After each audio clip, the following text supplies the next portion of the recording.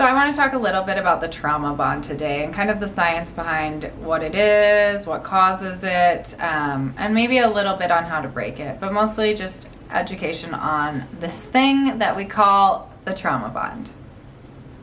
So the trauma bond is when you become actively addicted to your abuser. It's similar to Stockholm Syndrome. That one's more of a captor. But anyway, this is your abuser. And what happens in the trauma bond is there's a chemical thing that's going on in our mind that kind of causes this addiction. Aside from the chemical thing, there's an association thing. There's just a lot of psychology behind it. So what happens when you get introduced into a relationship with a narcissist or a toxic person is there are going to be a lot of highs and lows. A lot of love bombing and then a lot of punishing. A lot of idealizing and then a lot of devaluation, right? So it becomes a cycle. And because it's secular, it creates this association. So you know when things are bad, when things are at its worst, it gets to the point where it's like the most horrendous thing you've ever experienced in your life. Your body knows, maybe subconsciously, that the next is the high, right? Like soon I'm going to be given breadcrumbs, or I'm going to be given validation or affection or attention or love or connection or physical connection. Something is going to happen. I'm going to be love bombed. I'm going to be hoovered. They're going to say all the things that I want to hear, and they're going to change for 2 weeks, right? Maybe 3 days, something, but it's going to be a nice 3 days. So you know that's going to happen. Okay, so what's happening chemically though? Chemically, we are going through a lot of rushes of emotions in our brain and our body. So when you're being abused, when you're in an active abuse situation, your body releases cortisol, which is the stress hormone.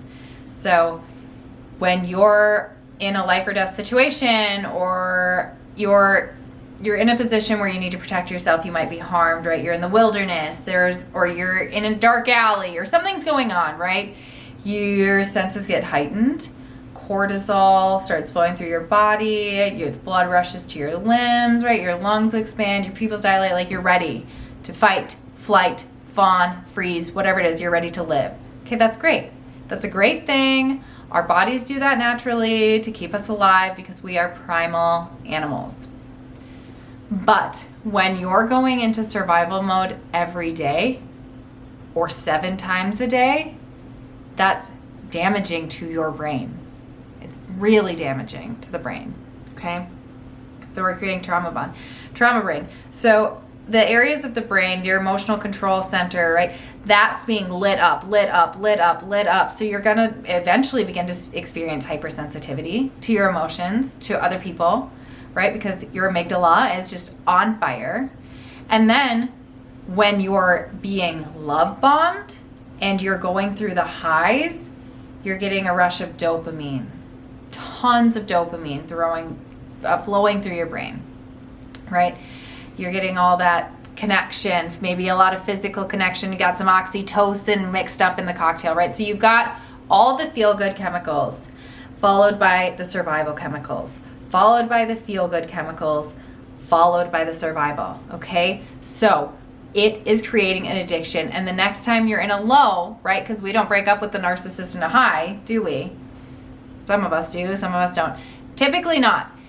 So when you leave them in the low, because when else would you, like, this is unforgivable, I'm done, I'm out, we're not doing this anymore, I'm going no contact. You walk out the door physically, but your mind is like, where's my fix? Where's my fix? Where's my fix? We're at a low. I have all the stress hormones. Like, I'm ready for the high. I'm ready for the high. Who provides you that high? The narcissist. Why? Because they've infiltrated your sense of self, and now they're your validation. They're the ones that have told you whether or not you're valid. That happened over time through grooming. So over time, they groomed you and isolated you, likely, so that they're your sense of self. They're your sense of worth, They're your sense of confidence. You look good when they tell you you look good, and you feel good, you are good, okay? So now you need them for your validation. They've groomed this, okay? They've groomed this in you. And that's where I say it's a little bit of an association thing. Let's talk about control, for example. You want to hang out with your friends. Your partner doesn't say, no, you're not allowed to hang out with your friends, right? They'd never say that to you. What do they do instead? They punish you with silence after. They huff and puff. They slam cupboard doors. Maybe they call you a million times. Maybe they get violent. Maybe they call you names, right? Maybe it's covert abuse. Like I said, it's just silent treatment. Either way, you get punished. You get punished for going out with your friends. You're not told you can't, but you're told you can't, right? That's grooming. So when they do this towards your self-esteem, it starts subtly. Are you wearing red lipstick? Oh my God, are you wearing that? Right? It's like, why are you talking about the way I look?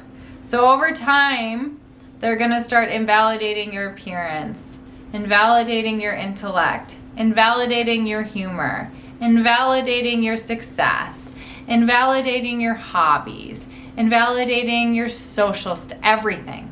Invalidation, invalidation, invalidation. Subtle invalidation, right?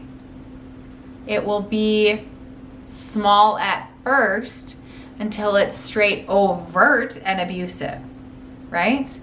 At first, it might be a weird look at what you're wearing, to the point where you're a year down the road and dating and they're telling you, like, what a pig you look like, I'm not even sexually attracted to you anymore, how can you expect me? You know, it escalates, doesn't it? They didn't say that on date one, did they?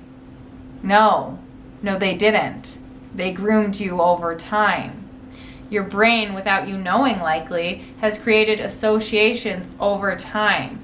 You know, if you go out with your friends, you'll be met with punishment. Okay? Just like the trauma bond. You know, when you hit a low with them and a rock bottom, the next is the love bombing. You know it's coming.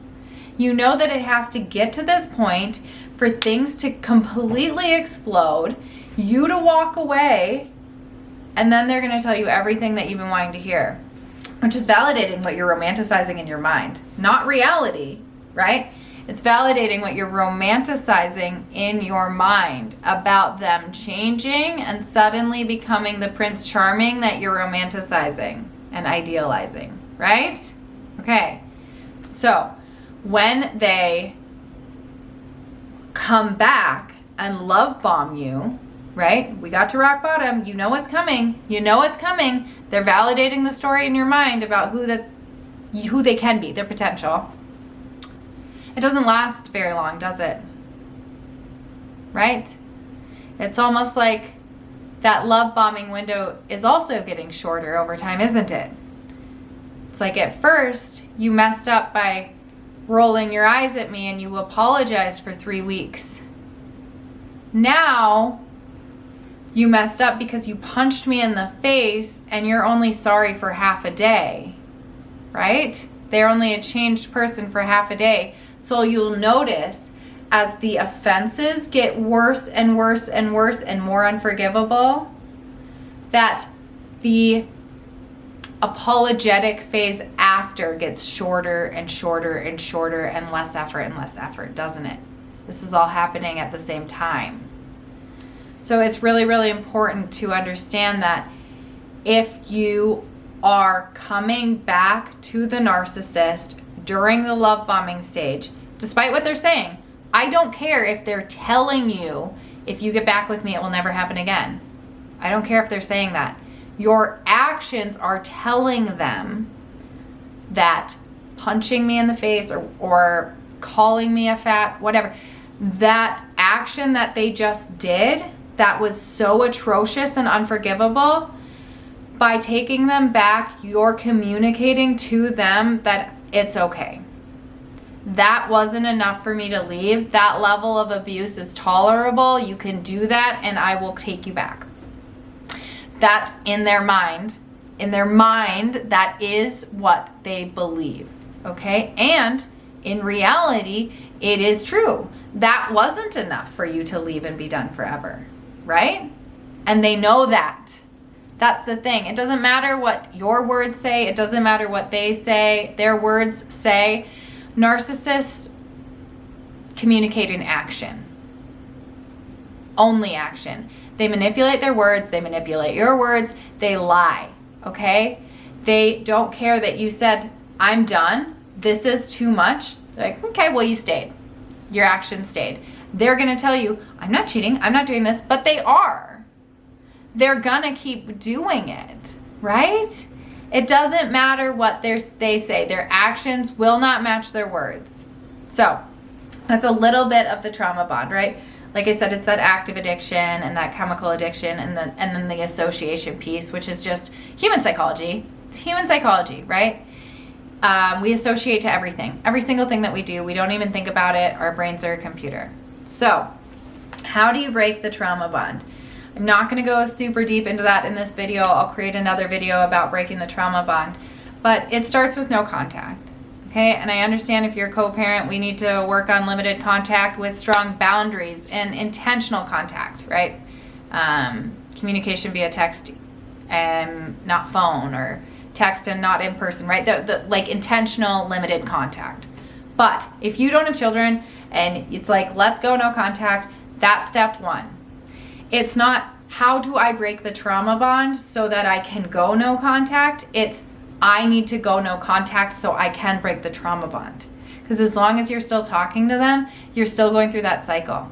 And if you're not at the point where you can go no contact indefinitely, because we're probably not there in our mind, you need to be pushing that time out of the cycle as much as you can so the fog begins to fade. Because the reality is, there is a clear line when you get out of narcissistic abuse. It's like you step out of a matrix and you see things that you could not see before. You can ask anyone that's gotten out of narcissistic abuse. You step out of that line and it's like, oh my gosh, what world? What, like, I could not see. I could not see any of it, okay? So even if you can't go no contact for the rest of your life, I'm challenging you to get through the rest of this week, okay? Get through next week. Do whatever it is that you need to do for yourself to get you to that point where you can have that space, because that space is going to be the only thing that helps your chemicals balance out and helps the reality of the situation sink in, okay? Educate yourself, continue to watch videos, continue to understand their tactics and what's going on, and get that space that you need away from them, okay?